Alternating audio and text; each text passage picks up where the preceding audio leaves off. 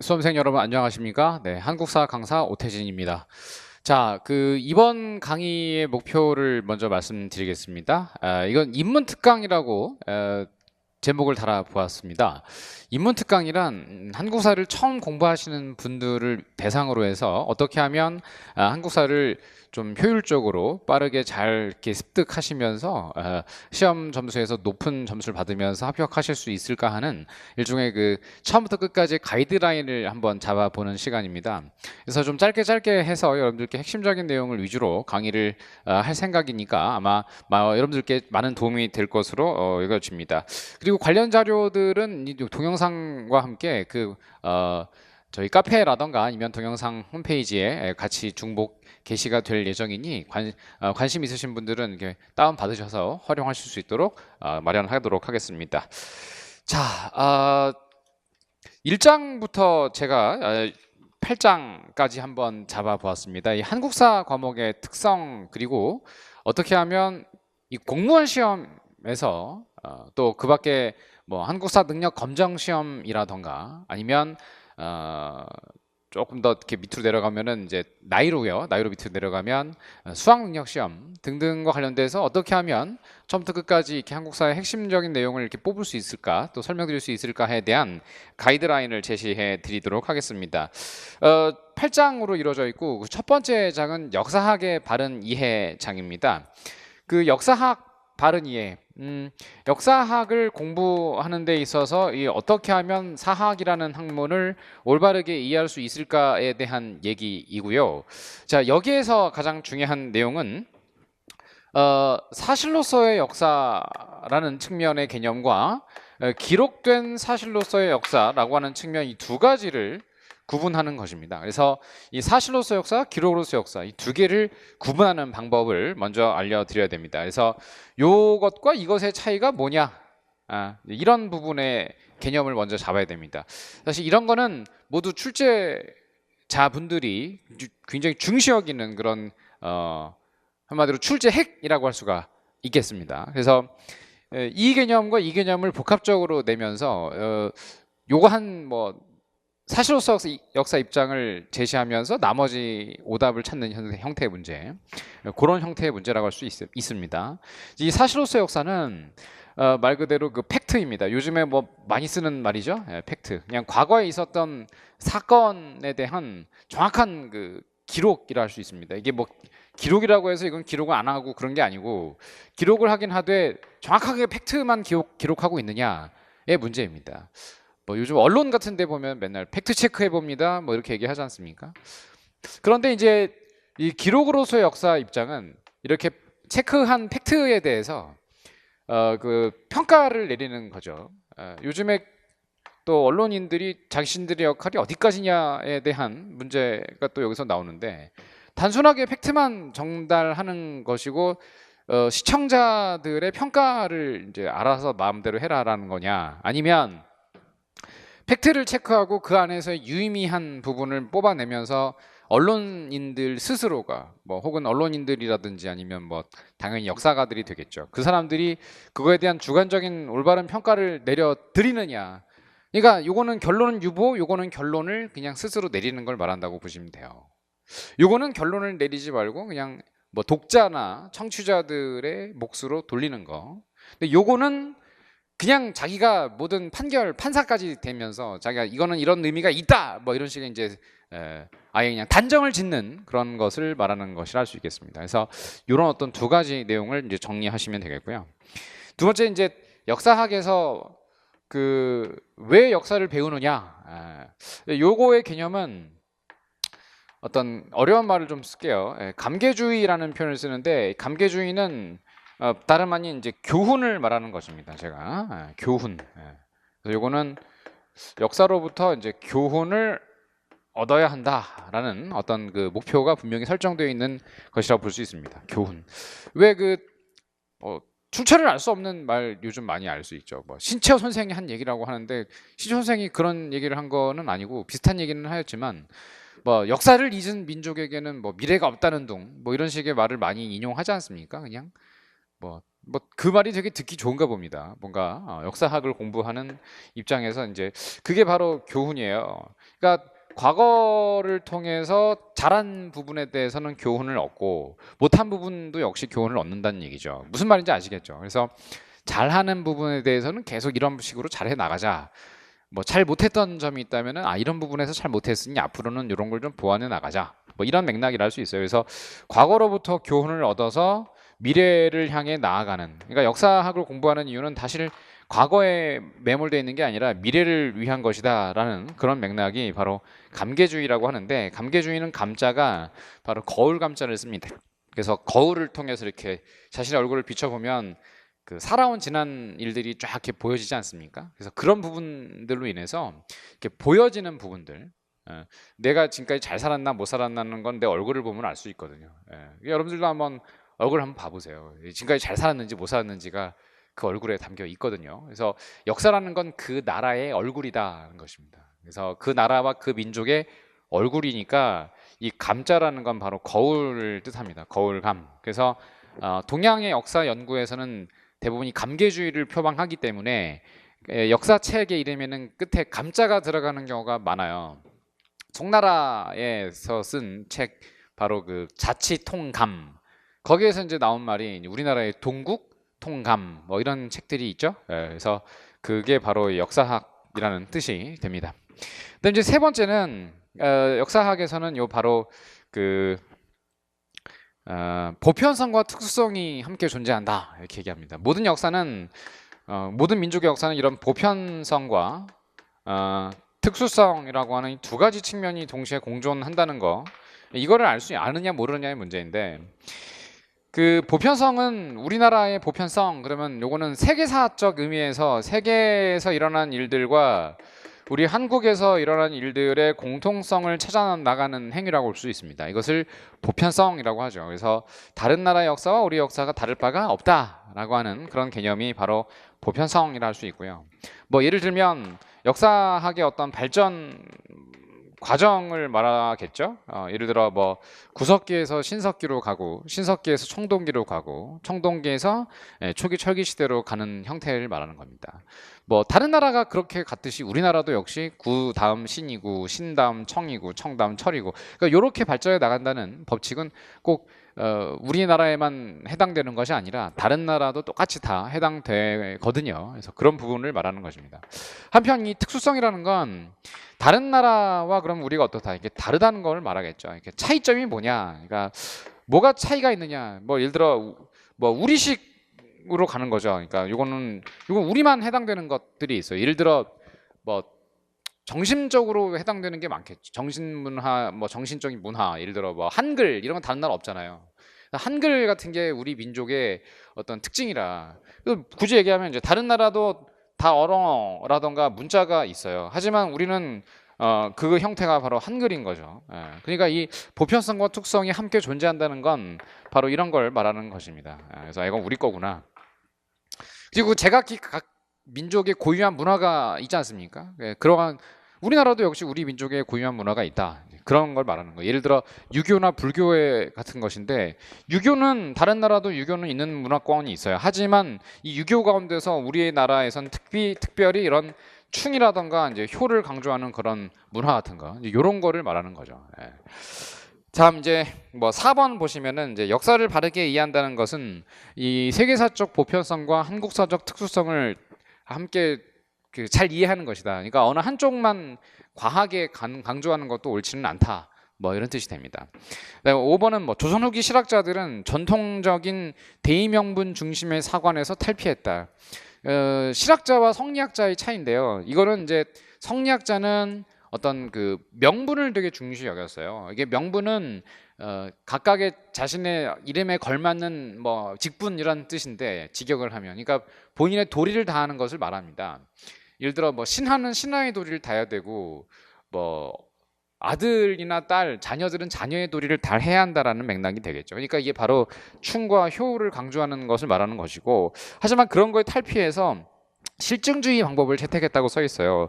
왜냐하면 실증주의라는 거는 실학자들의 어떤 학문 연구 태도를 말합니다. 그래서 과학적이다고 생각하시면 될 것 같아요. 좀 과학적으로 합리적으로 나가는 걸 말하는 것입니다.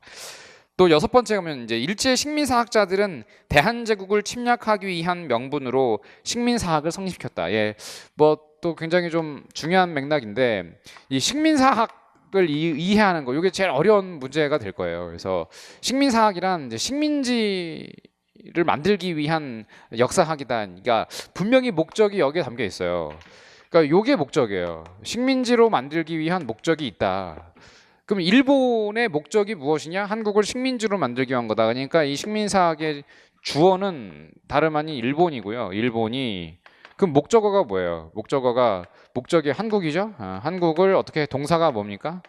바로 이게 식민입니다. 그래서 일본이 한국을 식민지로 만들기 위한 어떤 목적이 담겨 있는 사학이라 할 수 있고 그게 이제 어떤 맥락이냐라고 접근하면 뭐 정체성 논이니 탈성 논이니라는 것들을 이제 정확한 개념을 잡아야 될 거예요. 그래서 크게 보면은 이제 식민사학에 대한 개념을 공부하게 될 겁니다. 그래서 식민사학에 대한 그럼 우리 민족의 저항이죠. 그럼 우리 민족의 저항이니까 우리 민족을 지키기 위한 사학이 아닙니까? 그래서 이걸 민족주의 사학 혹은 민족사학이라고 얘기합니다. 그래서 민족사학은 그럼 뭐가 되는 겁니까? 주어가 뭐가 돼요? 주어가 이렇게 나눴을 때 민족주의 사학은 주어가 당연히 우리 한국이죠.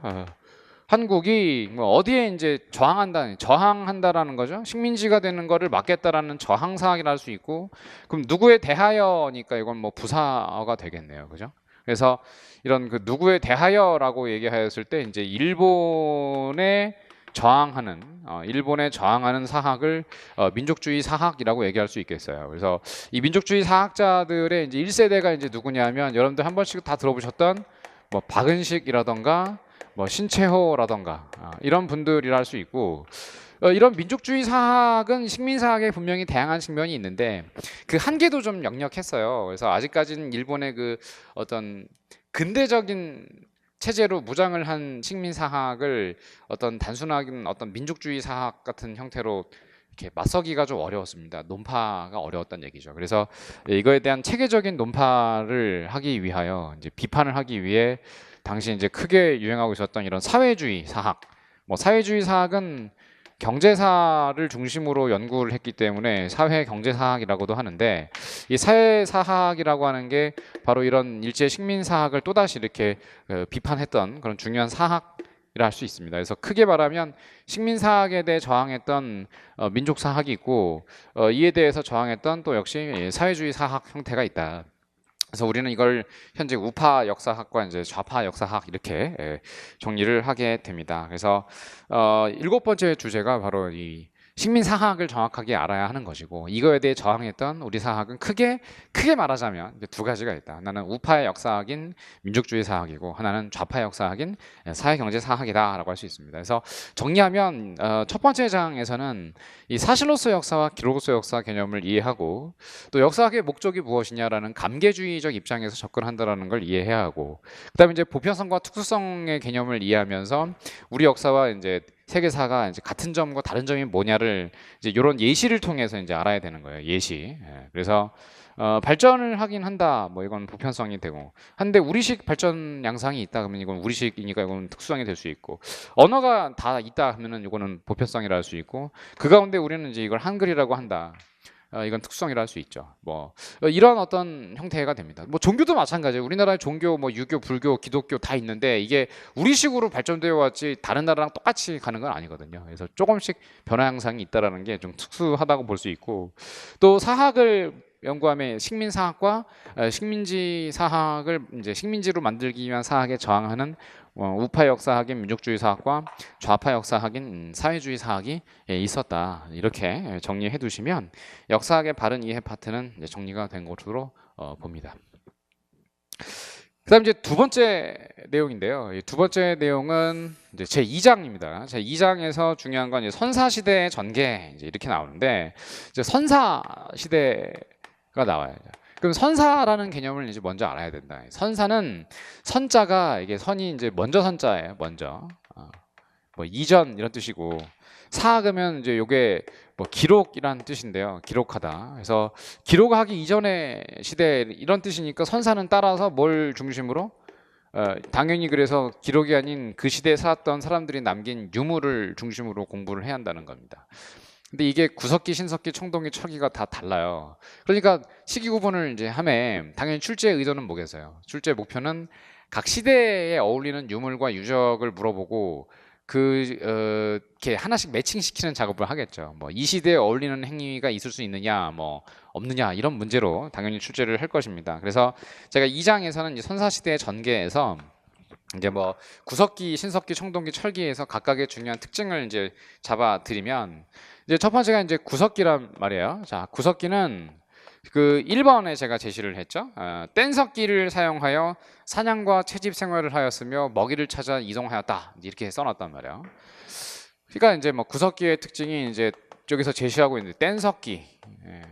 뗀석기는 이제 뭐 타제석기 뭐 옛날 이렇게 말을 했는데 깨뜨려 만든 석기를 말하고 또 사냥을 중심으로 했다. 왜냐하면 뭐 이 얘기는 당연히 이제 농사는 언제냐 이제 이런 걸 물어보게 될 거고요. 그 다음에 이제 먹이를 찾아서 그러니까 이동해야겠죠. 사냥하려면 당연히 이제 먹이가 많은 곳으로 이동을 해야 합니다.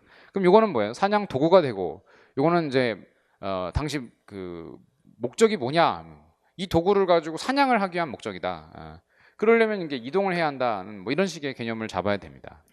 그러면 이제 이런 뗀석기가 어디에서 주로 발견됐느냐에 대한 이런 유적이라던가 아니면 그 석기도 그 시기에 따라 좀 제작 양상이 달라요. 제작 기법이. 그래서 이런 시기 구분을 또 할 줄 알아야 한다는 거. 이런 게 또 중요한 핵심이라 할 수 있겠습니다. 그래서 구석기 시대는 이제 이런 거 위주로 공부해야 돼요. 그래서 뭐 가장 대표적인 뗀석기가 뭐냐?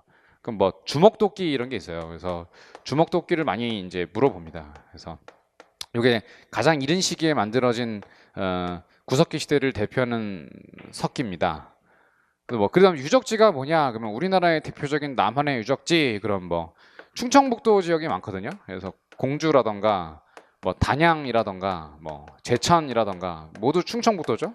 그래서 그러니까 이런 충북 중심의 그런 유적지를 많이 물어볼 거다. 이렇게 얘기할 수 있습니다. 뭐 사람이 살만한 지역이라는 얘기인 겁니다. 근데 두 번째는 이제 신석기 시대를 물어볼 거예요.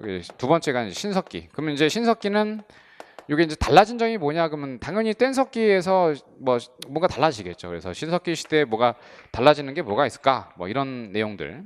그럼 이제 사냥이 아니면 또 뭘까? 그래서 사냥이 아니면 뭐냐? 그럼 사냥하려고 이동했는데 그럼 이때 이동했을까? 뭐 이런 얘기가 됩니다. 그럼 유적지는 도대체 어디일까? 뭐 이런 얘기인 거 되겠죠. 그래서 신석기 시대는 구석기 시대와 이렇게 비교해서 보시면 좀 달라지는 점이 뭐가 있는지를 정확히 알 수 있죠. 그럼 거기에 써 있는 대로 한번 쭉 읽어보면 신석기 시대부터 농경이 시작되었으나 아직은 사냥과 물고기 잡이가 경제 생활에서 많은 비중을 차지하였다. 이것도 한번 문장을 잘 읽어보면 되는데 이제 시작 단계다 보니까 아직은 구석기적인 흐름이 있다는 얘기인 거죠. 중심이.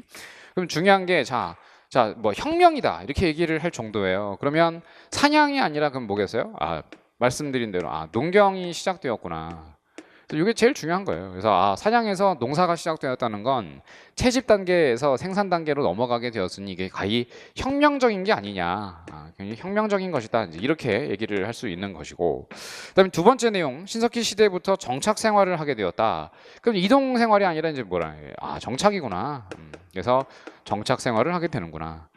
정착 생활을 하면서 또 이렇게 애니미즘, 토테미즘, 샤머니즘, 조상 숭배 사상과 같은 원시 신앙이 등장하였다고 하는데 사실 그 신앙의 목적을 말하라면은 사실 요기입니다. 그 신앙의 목적이 무엇이냐? 신앙의 목적은 여러분들 그 종교 왜 믿어요? 종교를 믿는 목적이 봉사하기 위한 것입니까? 아니면 잘 먹고 잘 살기 위한 것입니까? 뭐 전자인 분들도 계시긴 하겠지만 대부분은 나 잘 되게 해달라고 비는 겁니다. 그래서 뭐 돈 벌게 해주세요. 뭐 시험에 합격하게 해주세요. 행복하게 살게 해주세요. 이게 목적이지. 뭐 개인의 어떤 득도라던가 뭐 해탈 뭐 이런 게 사실 목적이 돼서 뭐 그 종교 생활하는 사람 별로 없습니다. 그래서 이때도 마찬가지예요. 이게 신앙이 결국 이거 하다 보니까 이게 농경과 관련된 신앙이 생겼구나. 농사 잘 되게 해주세요. 그 농사 잘 되게 해주세요는 당연히 누구한테 빌어야 돼요? 자연이죠. 또 조상이죠. 그러니까 이런 게 뭐 자영 숭배 사상에서 뭐 애니미즘, 뭐 조상 숭배 사상 뭐 이런 게 있습니다. 뭐 그 밖에도 기타 사상이 있다. 뭐 이런 얘기인 거죠. 그래서 이런 개념이고요. 그 다음에 요거 하나 채워 넣으면은 요건 뗀석기가 아니고 뭐라 하냐면 이제 간석기라 그래요. 그 뗀석기는 뭐 대충 만든 석기고요. 요거는 이제 간석기니까 갈아서 만든 석기란 얘기가 되겠죠. 그다음에 네 번째는 이제 청동기 시대로 갑니다. 구신청철이니까 청동기는 이게 완전히 좀 달라지죠, 뭔가. 그래서 요건 요렇게 묻고 요건 요렇게 묻는 경향이 있어요. 요거는 석기죠. 근데 요거는 동이죠, 동. 자, 동이 뭡니까? 금메달, 은메달, 동메달 할 때 그 동메달이에요. 바로 브론즈 메달이죠. 브론즈가 뭡니까? 구리입니다. 구리. 그래서 구리를 가지고 뭔가 금속이 됩니다. 이제부터. 그래서 요건 석기 시대고 요건 금속 시대라고 볼 수 있어요. 크게 나누면. 그래서 선사 시대도 이렇게 둘로 나눠지게 됩니다.